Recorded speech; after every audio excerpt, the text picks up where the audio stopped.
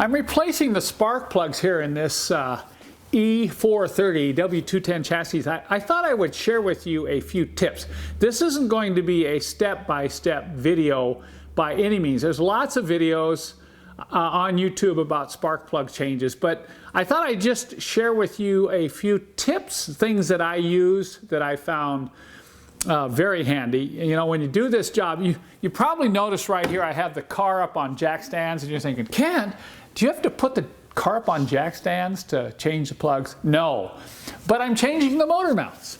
And if you happen to, you know, decide that your engine needs spark plugs and motor mounts, it's good to do them at the same time, because when you jack up the engine enough to get the motor mount in and out, you're going to raise the engine a little bit, so it's just a little bit easier to get to those spark plugs, particularly the ones down here in the back. So I'm kind of doing it together, and if you're interested in motor mounts, there'll be another video on where I talk about motor mounts, why they need to be replaced, and some tips on how to replace those as well. But spark plugs, it's not difficult. You know, you're going to need a couple of tools. The first thing you're going to have to do is get access to the plugs. I'm going to do the right side over here because, you know, it's a little more difficult than the driver's side. You know, you want to get the cover off. That's fairly simple. And the next thing is you want to get this airbox and MAF sensor assembly off the engine as well. And that comes off real quick. You just unclip it and just lift this up out of the way. And we'll set that aside too. Now you're looking at, okay, the next thing that's going to have to come out is this lower airbox. And that, you know, isn't that slick? It's just plugged into these rubber grommets down here, and this has to be the easiest airbox assembly. I think back on like the W108 chassis, where you had all these bolts and rubber shock mounts holding it in place if you wanted to remove the air filter box. So that's out of the way. Now, the next thing is to really get to the plugs, you're going to have to remove the coils and the wires. You know, you can get the first couple out, but when you get towards the back, if you take the coils off with the wires, it's a much easier job. Now, let's move in here. This, by the way, is a must-have right here. This is the spark plug boot removal tool. It looks like a normal wrench, but this bend here allows you to get a hold of the top of those spark plug wire boots and pry them. You literally, like this, you set this down in here and you just grab a hold of that top there's a metal lip there, and you just pop them off.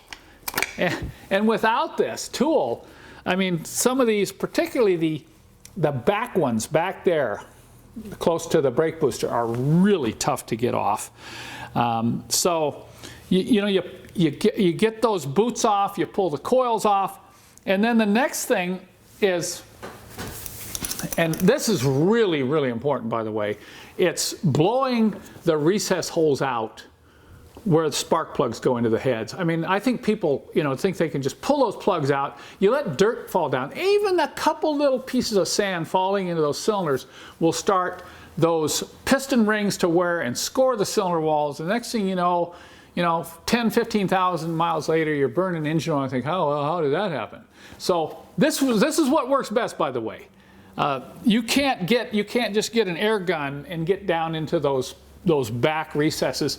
I get a little air gun like this, attach a 3/8" fuel hose to it, and it will allow me to put it down into the recesses and blow all those holes out before I remove the plugs. And then finally, the final tip is when you go to reinsert the plugs, I highly recommend that you use a little piece of 3/8" fuel hose. You may have to cut it. You may have to have two different lengths, by the way.